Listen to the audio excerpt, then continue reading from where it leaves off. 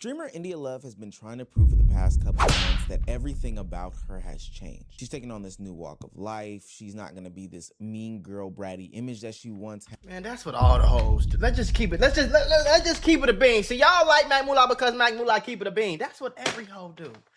They be thoughts. 45 years, 6, 7 times, 100 million niggas. Then they, no, oh look, I'm a Christian now. I'm not saying this was shit. I don't know, but I don't even know the video about for real. But that's what all the paparazzi's do. I'm tired of being a hoe. I'm ready to be a housewife now. Ain't gonna happen. Ain't nobody got time for that. And she's actually gonna grow up into a more mature version of herself. But after a couple of Ain't she close like interactions 30? over this past weekend during DreamCon, I would say that that same old India Love never left. Should I hear my phone? I'm already irritated right there.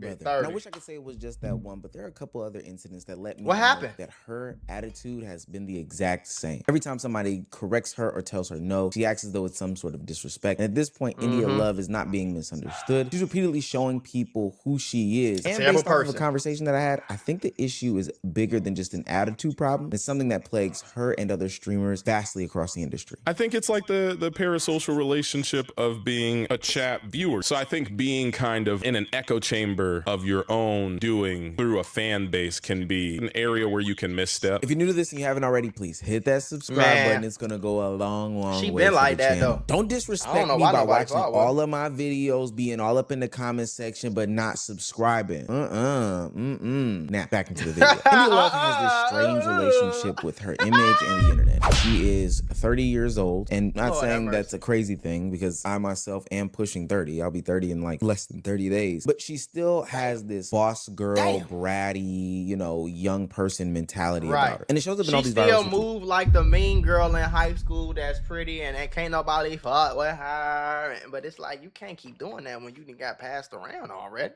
You already old. No kid. If you ain't got no kids and no husband by 30, bitch, it sound good. It sound good. It sound cool, yes, lit, bitch, yes, hot girl summer, bitch, yes, should be sounding cool as hell till you 47 years old. Christmas time come around, and you still at the 40 and up club because you try to get one of the old players to fuck with you. In which she is acting as though she is the star in every situation. Everybody is disrespecting her. She's always on edge, etc., etc. And the sun and the stars should revolve around her. First and foremost, I think it's very important to lay down the landscape and foundation as to who that was. That wasn't just some randeezy sitting next to India Love. And even if it was, it kind of wouldn't matter. But that is JD Witherspoon, friend of the show, JD Witherspoon, somebody who I've known for some time now. I've had multiple conversations with, and some of you may have watched as a child on his channel, Run JD Run. And just to put a little bit of extra spice on it, he's not new to this, he's true to this, and by that I mean being of some sort of fame or celebrity status, being around and adjacent to it. He is the son of John Witherspoon. Pops, that's what's up. Friday. He do look just like Pops. That's crazy. He looked just like him too. Rest in peace to Pops, the father from the Wayans Brothers show. I mean, he's been around these environments for multiple times and instances, been to these celebrity games. I just needed to get that out there. I think it's also important to note that even though from the angle of this video specifically, JD does look at the phone. When I had the conversation with him just last night, he acknowledges, and in other angles that we can, provide, it also is pretty clear that he does indeed look at her phone.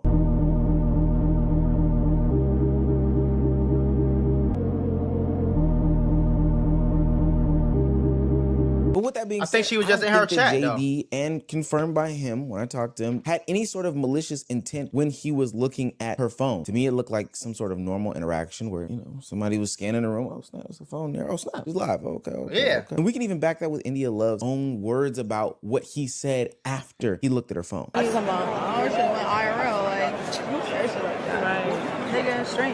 Without even me having the prior knowledge. Like, why you gotta be so weird and like, I don't know. Like, it's obvious you gotta be. When I see people do stuff like that, it's like you gotta be miserable in your life. Listen, y'all, YouTube and Meta might owe you up to $1,000 if you or your child grew up on social media. If you or your child spent years growing up on social media and experienced serious mental health issues, you should hear this. Recently, a jury just ordered Meta and YouTube to pay millions for their role in designing and promoting addictive platforms. They know that their apps can cause anxiety, depression, or body image issues, but they never shared those risks with us. They never made us sign anything that we knew the risk. They just maximized their profits. And the recent historic verdict underscores the consequences of those decisions. But you better not worry. Morgan & Morgan is stepping up to hold these platforms accountable for the harm that they have caused. Click the link in my bio to take a very short questionnaire quiz, because you might be entitled to a potential recovery of over $1,000.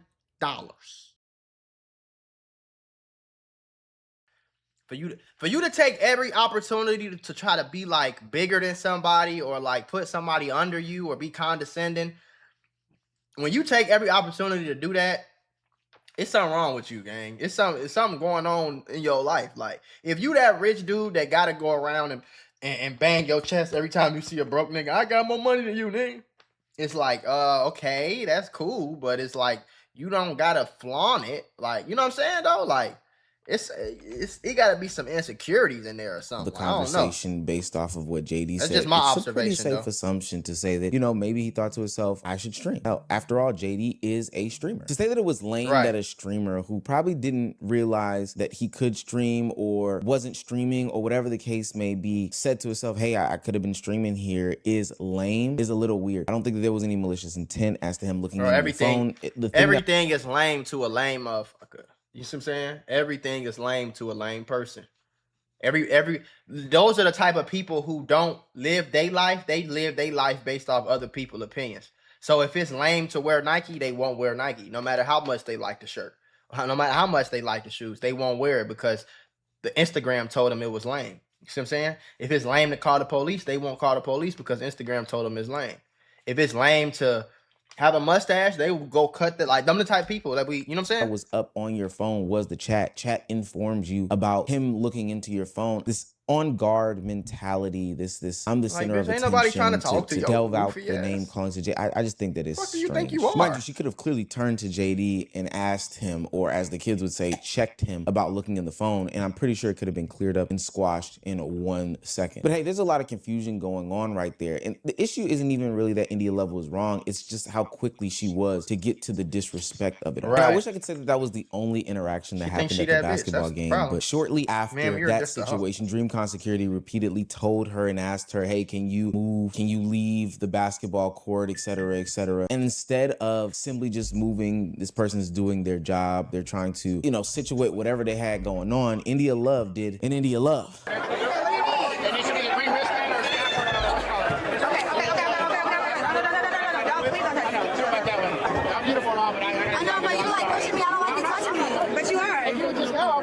I'm right here, but you don't have to touch me. But we can literally be right here. Oh, it's not that deep. It's really not that deep. For what it's worth, if it's not that deep, to get your ass off the court. What the hell?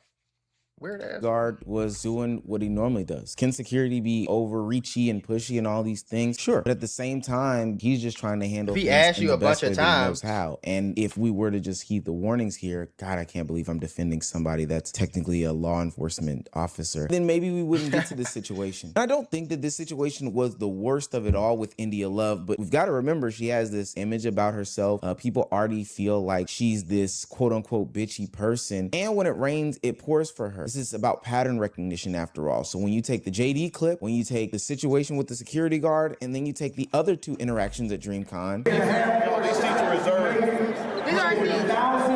They put us here. Ain't nobody put you there. Let me call because they put us right here. Oh, he said let us sit.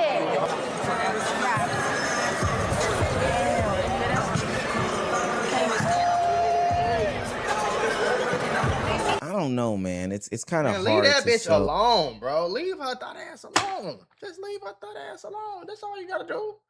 Leave her thought ass alone. Hey, bitch, who the fuck do you think you are? You're a whore. to an audience Like, that get you your have Google. Who do this you think you newfound is? attitude about yourself where you are trying to be this better presenting person. Again, I don't think that all of these things are the worst. There's explanations for why she did this, why she did that, why she did the third. But if I'm trying to sell a new image about myself, I certainly wouldn't be doing things like I did at DreamCon, or even worse, the most blatant example, the traffic situation. You have to wait. You have to. Okay, and this is a public situation going on. You have to wait a second, sir. We're not doing anything wrong. Please give us 1 second. We're not bothering anybody. Please. Y'all We is could go bothering around. him. He can't go. How is he supposed to go around? Go play, go play, go play. Go play, go play. Wait, let me make sure I got the TikTok, because, baby, we'll do it again. Gotta go around. Really, India? Blocking traffic for a mid TikTok at best? Get your thought ass on somewhere. This is the larger problem of all of it. She only evaluates these situations according to how it can affect her or impact her. She wants the TikTok, so the driver should have to wait. She wants to remain on the court, so security should just repeatedly justify the rule. She doesn't want to get up to maybe show some fan appreciation for somebody. Again, maybe a little bit of a reach, but it is what it is. So she'll sit down and ask this dude to bend down. Her chat says that JD is looking at her phone, so JD immediately becomes a lame in this situation. Right. I think if you really wanted to, you could paint a narrative about India Love based off of all these multiple clips that have presented themselves over the past, 5, 6 days. Not a narrative. So these clips only These become worse when observations. you realize that, hey, pattern recognition is real, and she's done stuff like this plenty of times before. Right. No camera, no filming inside, please. Okay. It's not recording, right, guys? No, ma'am. Because you're live then. If you can please take it off. Okay, I'm just waiting for her to grab her stuff. She's a weirdo. She did not have to do all that. She's a fucking weirdo. She's a weirdo because she didn't let me do what I wanted to do when I wanted to do it. And my name is India Love. Do you know who I am? I have 1,022,000 followers on Instagram, bitch. What the how dare you, working at FedEx, think you can talk to me like that and tell me what to do in your store? Like, you're such a weirdo. That's the energy. You know what I'm saying? That's the energy, and you know, that's honestly, I ain't shit. I'm not gonna be politically correct. I'm gonna tell you that you was the dot, ma'am. You know what I'm saying? So that's why no man takes you serious. I don't know how any man could ever. Can you imagine being with a girl like that? Oh my God. Can you imagine sleeping with that shit every night? Jesus Christ. She's a fucking bitch. Whoever the fuck that was. The DreamCon security interaction follows the exact same pattern as the store situation. There is an employee that is trying to do their job, follow rules, that is making all of $9 an hour, trying to, get some bananas and some chicken thighs so that they can go and cook at home. I don't even know what they're cooking with bananas and chicken thighs. Produce has parasites right now, people. Stay away from it. Here comes India Love immediately minimizing that person. It's not because she doesn't understand the rule, but it's because she doesn't understand why the rule should personally impact and affect her. Instead of complying, she immediately challenges an employee in turning a basic rule into some bigger confrontation. What makes it even worse, and I think shows more about who she is that, of course you linger, you try to draw it out, you're a streamer. I guess that's where we are now. But when she leaves the store, she automatically starts just insulting and throwing names at the employee. To me, stuff like that is just so weird and just shows a lack of consideration as a whole. And for what it's worth, she did the same situation at the Streamer Awards, just in a different form. Breakout Streamer of the Year went to Adapt. And congratulations, and we respect you for what you did. But Rakai should have won Breakout Streamer of the Year and DDG. I don't care what y'all say. Shout out Rakai, shout out. Boom, boom, boom, boom, boom. Girl, get your thought ass Face off Adapt the had just won the stage. biggest award in his life, really solidifying him in the streaming space, coming from being where he was and growing to the place and space that he eventually is That's now. the same person?